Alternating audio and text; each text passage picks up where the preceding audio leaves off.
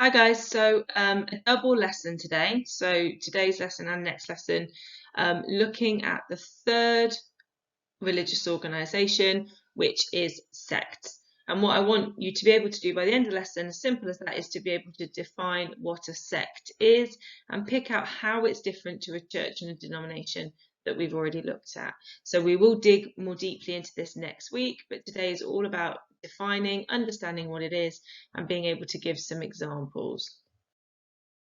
Wilson, 1982, what a great year that was, came up with the following sort of category, the following definition, the following criteria for a sect. And he said a sect, and they are very different to churches and denominations, exist in tension or conflict with wider society. So they tend to be quite world rejecting if we go back to Wallace's categories.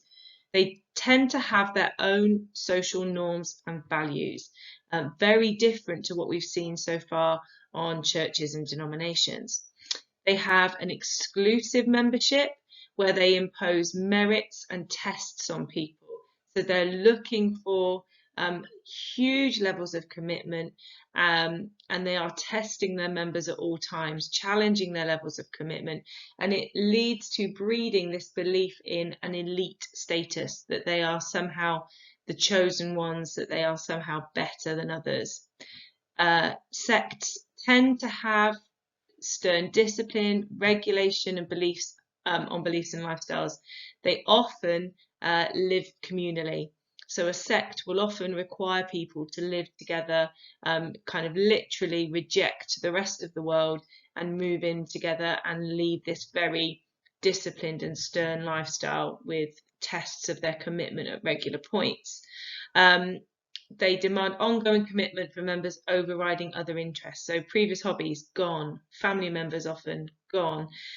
Sects really do challenge the status quo. And these are the groups that get the negative press. So these are often the groups that get the negative press. And this is where the confusion comes in, that often they're called a cult by the press. For sociologists, a cult is something different. So just be aware that a sect is often the ones you hear of, the brainwashing and those kinds of things. Usually, according to Wilson, a sect will have a charismatic leader. So they will have one person who fosters this charisma of getting people to follow them, to join them, to want to go and move to a faraway island with them, and believe in everything that they say. And that person may claim some kind of supernatural ability. They might claim special powers. They might claim special knowledge and insight. But they tend to have this ability to get people to follow them. And so a sect often comes with quite negative consequences and connotations. Troeltsch, what a great name, 1929. Similar ideas about sects, so you can kind of use both definitions. Troeltsch saying that they are in opposition to churches. So churches tend to be trying to be universal, trying to be all-encompassing. A sect rejects that idea and wants to be exclusive and wants to be kind of only for a small minority of people. Often a clash with wider social norms. They will reject some sort of social norms. And there's usually a level of suspicion and hostility about a sect. They tend to have radical views rather than conservative. So remember, again, that's conservative with a little c, nothing to do with politics, but more about challenging ideas, revolution, being radical and looking for social change. And they require a deep level of commitment and communal living. So not too different from the previous definition, but interesting to see there's some overlap and they've kind of gone for similar ideas.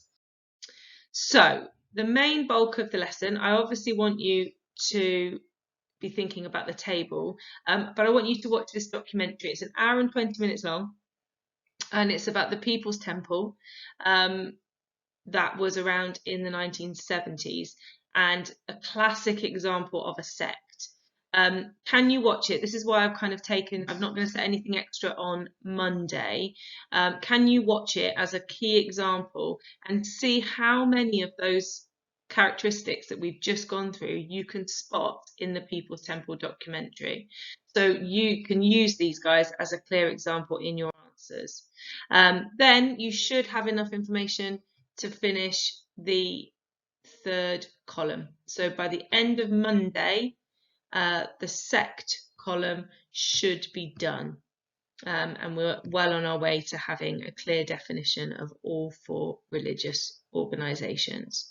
Any questions, email me as always. Take care.